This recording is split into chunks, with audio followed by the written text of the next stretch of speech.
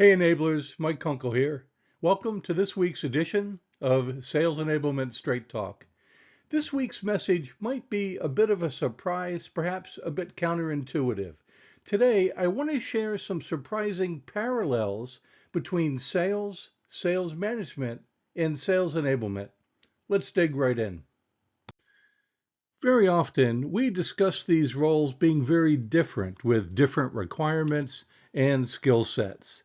Top performing salespeople have a profile all their own, right? And so do top performing sales managers. Yet, very often, the pool of candidates for managers are those reps. And many of us complain that top reps get promoted into a manager role.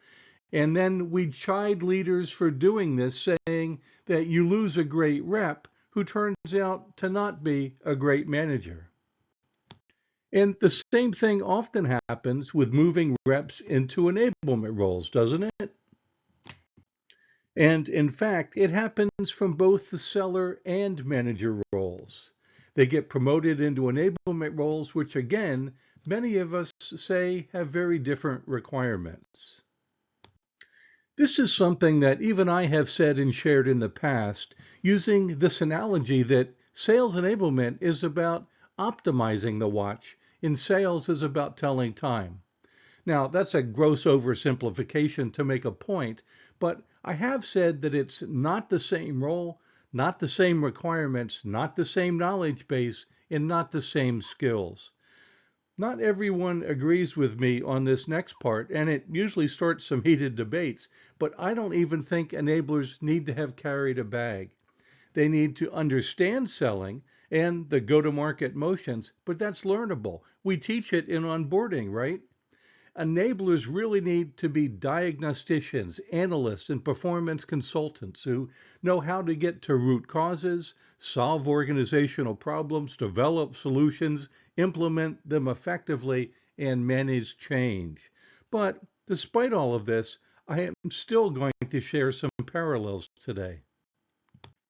Now, before I do, I think this topic probably does require a few disclaimers. First, I am not recommending promoting sellers or managers without regard for assessing management competencies or enablement competencies for whatever role they're moving to.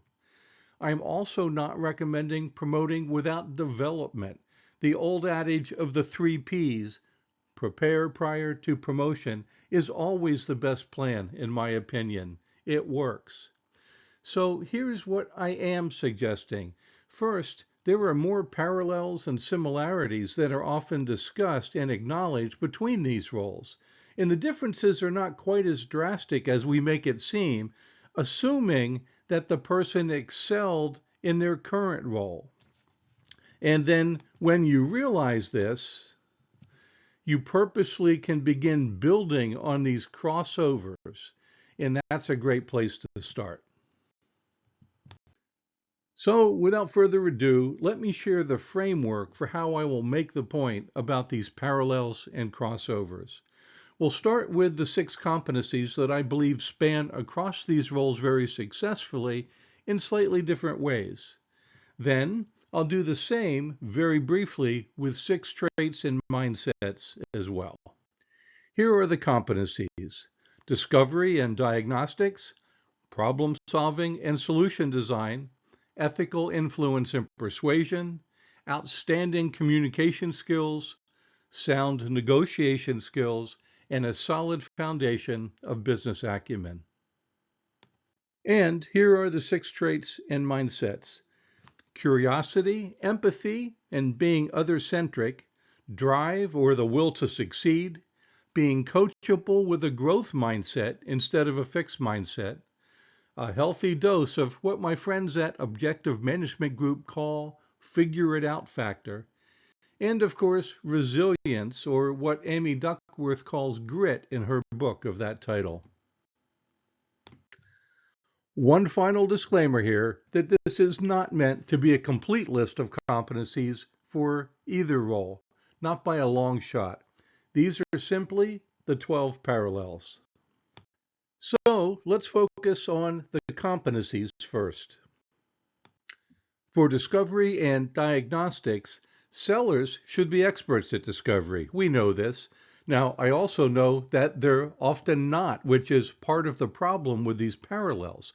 But a professional salesperson should be able to run a situation assessment and detail the current and desired future states, and then conduct a gap analysis and an impact analysis. These are basic consulting and diagnostic skills that truly do separate the top sales performers from the average. Sales managers, who should have excelled at this as sellers, now turn this expertise toward analyzing and diagnosing both individual rep and team performance using that same current state, desired future state framework and the same discovery, gap analysis, and impact analysis skills. The audience or the target of their analysis has shifted, but the process and skills have not. And guess what? Enablement pros should be doing the very same thing, aimed at the entire sales force. The same situation assessment framework and everything else I just mentioned. These are parallel skills that can be applied in a slightly different way across all three roles. Next, problem solving and solution design. This is where sellers match the needs they've uncovered with the right solution. I call this need and solution alignment, or NASA. Smart sellers engage their buyers in this journey to co-create solutions whenever possible so the buyers feel ownership. In a simple transactional sale, this might be as easy as asking some questions about preferences. In a more complex sale with a bespoke solution, the buyers may even be more involved in problem solving and solution design. For sales managers, this is about ensuring the right solutions are used for the issue at hand with their rep. Is it training, coaching, feedback, a change in consequences, or something else? And smart managers engage their reps in solution design as well for the same reason. So the rep feels a sense of ownership of the solution and is more likely to implement it. For enablers, it's no different. They are conducting problem solving and solution design based on the diagnostics and often engaging their cross-functional collaborators or the recipients of the solution for the very same reasons. Across all roles, there are frameworks, processes, models, and skill sets that are used that apply in all cases. Next up is ethical influence and persuasion. Whether it's through problem-centric prospecting, outcome-focused messaging, telling value stories, or using ethos, pathos, and logos, once a seller knows that they have NASA, or need and solution alignment, they message appropriately in relevant, compelling ways to influence their clients to take action that is in their own best interest. For sales managers, they are often doing the same thing with their sellers and teams to influence behavior change. And both of these apply for enablement pros because taking action that is the seller's or manager's best interest in changing behaviors are the path toward adoption of process, methodology, or whatever the enabler is trying to influence.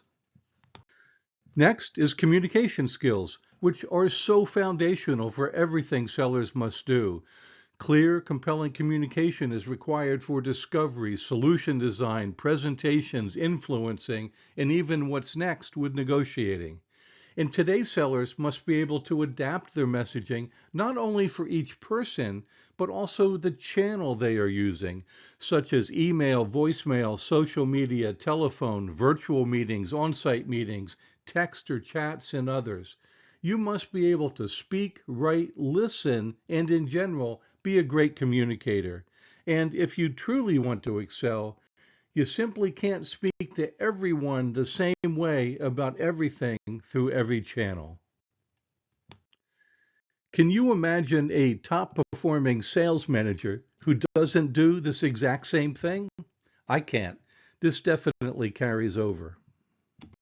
And it's no different in any corporate role, especially one as cross-functional as enablement. There are certainly many in each role who were not outstanding communicators, but certainly not those on the far right side of the bell curve. These are skills that we all need to continuously hone. I would certainly call out listening here again, especially active listening. It's a central piece of being a great communicator. I am often surprised by how few sales leaders choose to train their teams on negotiation skills. Far more professional buyers and procurement pros are trained in negotiating than sales pros. But it is a foundational skill, not just for selling, but for working in corporations, with clients, at home, and for life in general. I emphasize that the selling job must be done first before negotiating, but when needed to negotiate next steps, action, pricing, or the terms of a sale, these skills are critical. Sales managers find themselves negotiating not just with clients from time to time, but with their leaders, peers, other department heads, and of course, their team members. With their sellers in particular, they often negotiate action plans and behavior change. With enablers, they find themselves negotiating for budget, attention, support, projects, and more. Across the board, these skills are valuable and transferable. Let's wrap this section up with business acumen. Sellers need to know how companies work, how decisions get made, how things get done, and how companies make money and profit. Is the budget for what you sell coming out of CapEx or OpEx? Can the investment be depreciated for tax purposes or not? What financial or operational metrics will your solutions influence? And how can you document cost savings or develop realistic, believable ROI projections? The level of business acumen needed may vary based on what you sell and to whom you sell it, but it's quickly becoming table stakes in many vertical industries and companies. Sales managers hopefully had required the knowledge and skills as a salesperson, but certainly need it here to guide, coach, and develop their teams, as well as to navigate inside their own organization. And if you don't have this acumen as an enabler, you are definitely behind the eight ball, as they say, and won't be able to navigate with credibility at the executive level. So these are the 6 competencies I selected and how they matter across all roles. Next, let's look at traits and mindsets. Once again, they include curiosity, a general interest in others and how things work, empathy, especially in other-centric perspective and strong desire to understand the people and what they're going through. Drive, or the will to succeed, is the commitment that fuels the journey toward high levels of performance. Being coachable with a growth mindset or a lifelong learner ties into some of these others, but is so important. Someone can be very driven to succeed, but if they're not open to feedback and see the opportunity for growth through it, it will always hold them back. Figure it out factor is what a friend of mine used to call the fire hose sippy cup factor. He said some people can drink from the fire hose and figure things out quickly, and others drink from a sippy cup and require a lot of hand-holding to figure things out. The speed may matter in some environments, but for me, the ability to slog through things to figure them out matters the most. And lastly, a strong resilience, or maybe what Angela Duckworth called grit in her book, is required by almost every high-performing business professional these days in our difficult VUCA environment, filled with volatility, uncertainty, complexity, and ambiguity. Top performers keep going in the face of adversity using all of these traits and mindsets paired with the competencies above to come out on top. With that said, I'm going to spare you a line-by-line, roll-by-roll walkthrough here. I think, or at least hope, that you will agree with me that these traits and mindsets are not just foundational, but fuel success in each of these roles. So what's the big takeaway this week? What's my point? It's this. There are parallels between these 3 roles. Assess for these strengths as a barometer of success in the other roles. Help the employee connect the dots and build on the strengths in these parallels. Then identify the differences and gaps between the roles too. Remember the 3 Ps: prepare prior to promotion to close gaps and ensure readiness. Of course, you'll want to provide ongoing support, such as regular training, coaching, and feedback. In the end, the bottom line is this: set people up to succeed, not sink or swim. So that's it for this week. I hope this has been thought-provoking for you and pointed out some parallels between these roles, not just the differences that we normally talk about.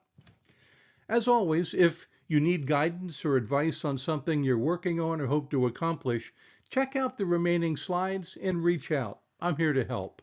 For the enablers in the audience, thanks as always for being here. Stay the course and make an impact with enablement. I'll provide some information on the next few slides in case you need help with something. Feel free to pause the video to review something in more detail as needed. Here's some information about me and places to find my content or contact me if you'd like to follow up or have questions about this presentation or anything else. This is an example of general advisory services and coaching programs. Pause as needed to review. And here are examples of structured timelined programs. Again, pause as needed. And thanks again for being here.